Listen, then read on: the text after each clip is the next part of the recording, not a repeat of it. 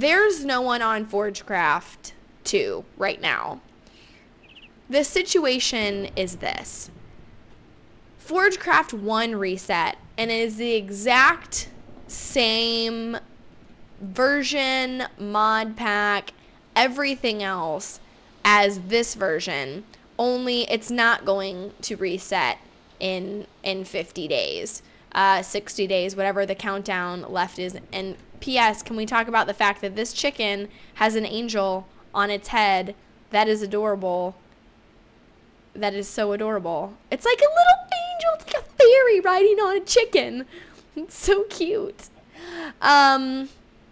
But yes, so there's no one on Forgecraft 2 anymore. I, at this point, after spending so many hours on this build and so much time doing everything that we've done here, I don't necessarily want to reset. I don't want to start over and do this build from scratch. And I don't know of a way that we can feasibly, with Forgecraft 2 and Forgecraft 1, copy this and paste it somewhere else, which is very upsetting. There is some time before this reset, so I think what's probably going to end up happening is that I'm going to finish the rest of the creative part on this, go off of creative. I will not do Thaumcraft on here just because I don't want Dyer to have to log on here if he's going to be on Forgecraft 1. Well, I feel like we did a really good job in here doing this part. We didn't figure out the mirror on the wall thing right here, but I feel like we did a great job in here. I really like how this turned out. So if we don't get to Thaumcraft on here, it's okay. I feel like we did a great job. But the only things that we have left on here are the waterfall, which I want to finish. You guys suggested doing a waterfall area, which I think we were gonna, oh, it looks like we have a waterfall area. Okay then. Well, so we might make this our little waterfall area. You guys suggested doing that. And then I want to finish this cave area. So those are the things I want to finish in terms of the creative build. But I do really want to learn agriculture. So I don't know what to do. I really don't know what to do with this. The thing is that I can go start on Forgecraft 1 and be able to do a new build there, which I will do another themed build, but it's going to be me being in creative again, which I don't know. I'm torn, and the struggle is real for this. So I'm not sure what you guys think. I'm not sure what you guys think. If I should just finish the creative part on here and then just call that done and just say that this was just the build I was going to do for Forgecraft 2, or if I should go ahead and try to legitimately learn some of the mods that are on here. But everyone's on Forgecraft 1 now, so I don't know. What do you guys think? So it seems like the best thing for us to do after talking to the Twitch stream and contemplating it and struggling, little bunnies, contemplating it and trying to figure out what to do, it seems like the best thing for us to do is going to be to go ahead and finish the creative pieces that we want to finish, which are the waterfall area and the mining cave, which are over here. So we're going to finish those builds. And then after that, we did this amazing thing right here. And then after that, we'll learn the agriculture mod here alone in single player, essentially, because nobody's on here. But then after that, then we'll go ahead and reset to Forgecraft 1. I struggle with dumping the build, honestly. It's been my favorite thing that oh, I didn't mean to break that. It's been my favorite build that I've ever done, just because it's so complex and there's so many different pieces. There's this piece, and then there's the Evil Queen's dungeon, and then there's the house and the cave, and it's a complete theme, which I want to do. I want to continue to do complete themed builds every time we go to like a Forgecraft reset, but I don't know that it's going to be something that I can dump this one for now. So that's what we'll do. We'll finish the creative pieces. We'll learn the mod and we'll reset, and then we'll chalk it up to an experience of the struggle and the heartache of a dev server, consistent resets and having multiple ones. But that's what we'll do. And yeah. All right, guys, so we have officially finished all of the creative stuff that we set out to do in this build, which is kind of a huge accomplishment. So the cave is now finished.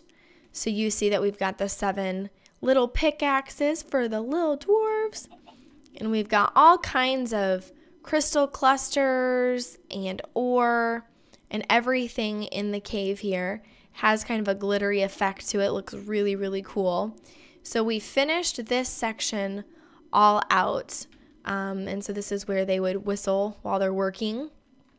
And then we also finished let's see if I can get over there. We finished the waterfall section over here.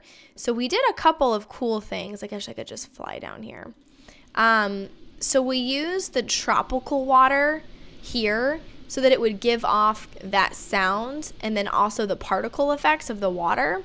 But then when you get down into this part right here, we used the spring water so that it would kind of give off this magical type effect like that, and then it would also heal you. So we've got just standard glass blocks, and then there's cyan blocks, and then underneath that really cool texture that kind of looks like water reflecting, that is a water infused ore. So that is on the bottom there, which looks really, really neat. And you can see that we used the Thaumcraft torches right here. The Ventium torch, I'm probably going to say that wrong, and it's Ars Magica, sorry. But we used those because they were blue and kind of looked glittery and diamondy and special. And then obviously we have the magic wood here, which kind of rains down this very soft effect over here. So it turned out really nicely, I think, just to have this nice little serene waterfall section over here. And then the vines all started growing off of the fallen log that kind of is our last little entrance into the cave over here. So I think that looks really good. The leaves started having kind of that dying effect on them, but then obviously the vines coming down off the side looked really cool. And then we just added this tree over here, which is the silver wood, and then the shimmer leaves come when you plant that. So we added that as well, and I think it actually sparkles. Yeah, there it goes in the corner there. So we added that tree as well, and then there's a twin to it over here. So that's all of the creative stuff we had left. You can see a little bit into the cave over here.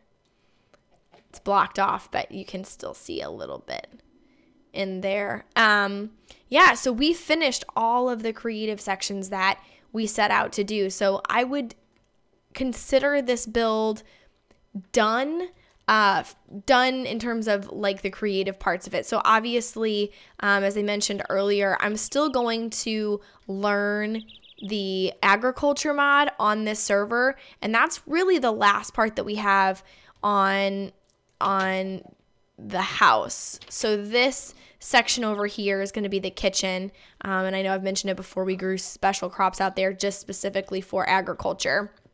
So once I get back, I'm going to be gone the next couple days. Once I get back, that's what my plan is to work on that. We also had talked about the well going here, but unfortunately we can't spawn in command blocks on this server because it opens up a whole host of other problems for certain mods that are in development still. So the wishing well, unfortunately, isn't going to go here. We could still, I guess, build it just to build it and have one, but it won't do like the one that we tested in the single player world, which was where you would throw in the alamite and it would give you back the flower crown.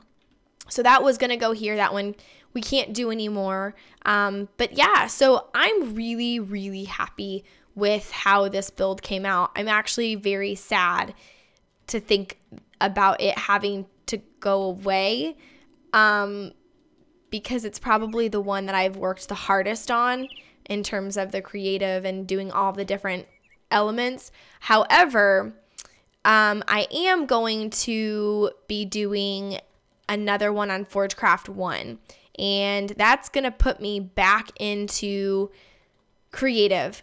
And I've thought really long and hard about this, and the reason why I'm going to continue to go into creative on servers is because with the different mods, I want to highlight each season one mod to learn. So in the next mod, the mod that I'm going to be learning about more in depth, how to make all of the different elements, things like that, is going to be open blocks. And I don't want to tell you guys exactly what the comprehensive build is going to be on Forgecraft 1. However, know that it is going to be absolutely amazing and awesome, and you guys are going to love it. So the last thing that we have to finish on this server is just going to be the agriculture mod, and then we will consider this a wrap. I was hoping we would be able to do a lot more stuff, but again, with everyone being not on here, I really do want to play with my friends and I want to be around everyone else.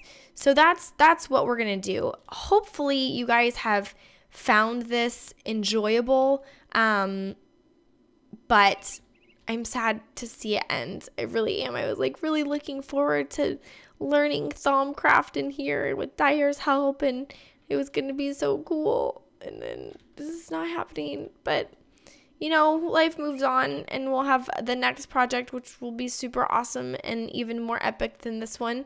And I'm excited about that. So thank you guys so much for watching. Hopefully the people who've watched this being live streamed have enjoyed the live streams and the shenanigans that have happened on that. And hopefully for those of you watching on YouTube, you have found some kind of informational something out of this. But we'll be back to the brand new reset of Forgecraft 1 in the next couple of episodes. So there may be 2 different Forgecrafts going up at the same time, just because I want to start playing on there as soon as possible, because I miss Dyer and all my friends and Pahimar and Soren and everybody. So thank you guys again for watching, and I will see you back next time for learning mods.